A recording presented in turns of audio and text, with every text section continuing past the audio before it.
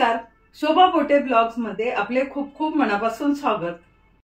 आज आपण गौराईचे आगमन कसे करायचे किंवा गौरी कशा घरात आणायच्या हे पाहणार आहोत।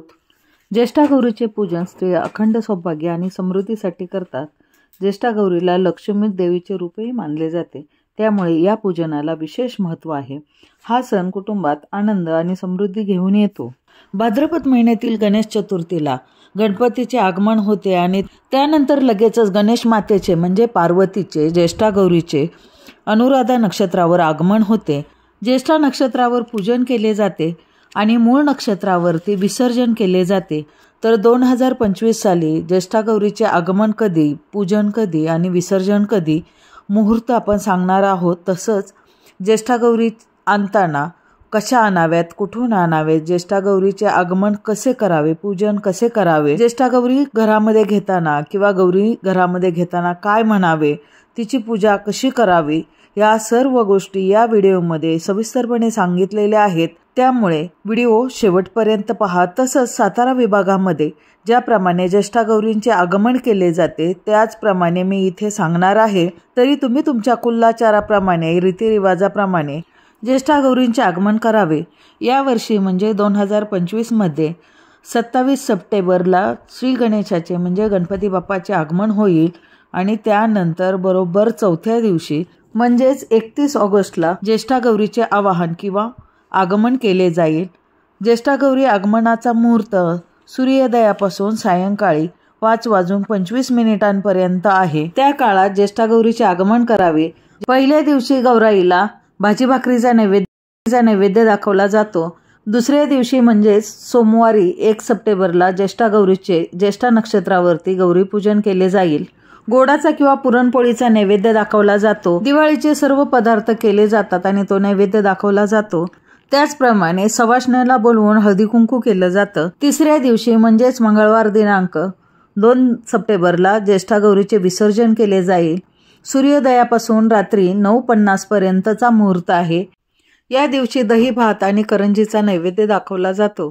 सातारा जिल्ह्यामध्ये दोरे घेणं असं म्हणतात, तर गौरी विसर्जनाच्या वेळी दोरे घेतले जातात।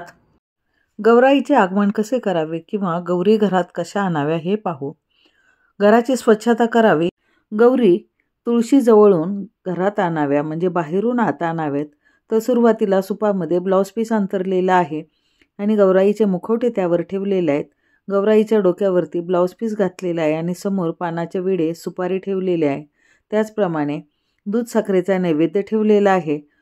तुळशीजवळ गौराई ठेवून प्रथम गौराईची पूजा करावे। सुरुवातीला हळदी कुंकू अक्षता वाहाव्यात, नैवेद्य दाखवावा। त्यानंतर तुळशीची पूजा करावी। तुळशीला नैवेद्य दाखवावा, हळदी कुंकू वाहावे। त्यानंतर 5 जणी सवाष्णीने त्याचप्रमाणे पूजा करावी।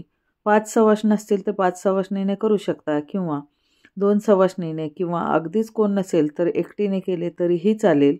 गौराई आणताना एका ताटामध्ये कलश, तेलाचा किंवा तुपाचा दिवा, हळदी कुंकू, अक्षता, दूध साखरेचा नैवेद्य, त्याचप्रमाणे फुलं आणि गुळ खोबऱ्याचा नैवेद्य घ्यावा। काही ठिकाणी सुपामधून गौरी आणतात तर काही ठिकाणी मोठ्या भांड्यामध्ये गहू किंवा धान्य अंतरून रास तयार केली जाते आणि मग त्यावरती मुखवटे ठेवतात आणि मग गौराईचे आगमन केले जाते। तुमच्याकडे ज्याप्रमाणे पद्धत असेल त्याप्रमाणे तुम्ही आगमन करू शकता। गौरीला समृद्धी, ऐश्वर्य आणि मांगल्य देणारी देवी मानले जाते। या पूजनाने घरात सुख समृद्धी येते अशी धार्मिक श्रद्धा आहे। गौरी माहेरवाशीण म्हणून येते आणि 3 दिवस राहते। तिची पूजा करून तिला निरोप दिला जातो। पार्वतीला किंवा गौरीला भारतभर असंख्य नावे आहेत। काही ठिकाणी तिला लक्ष्मी आई बोलतात तर काही ठिकाणी महालक्ष्मी बोलतात। तिची ज्येष्ठा नक्षत्रावर पूजा केली जाते म्हणून तिला ज्येष्ठा गौरीही बोललं जातं। 5 सवाष्णींनी हळदी कुंकू लावल्यानंतर गौरीला ओवाळलं जातं आणि गौरीवरून तुकडा ओवाळून टाकला जातो। ज्याप्रमाणे मुलगी सासरवरून माहेरी आल्यानंतर घास ओवाळून टाकला जातो। तुळशीची गौराईची पूजा झाल्यानंतर सुपामध्ये 1 जणी गौराईला घेते आणि 1 पुढे असते।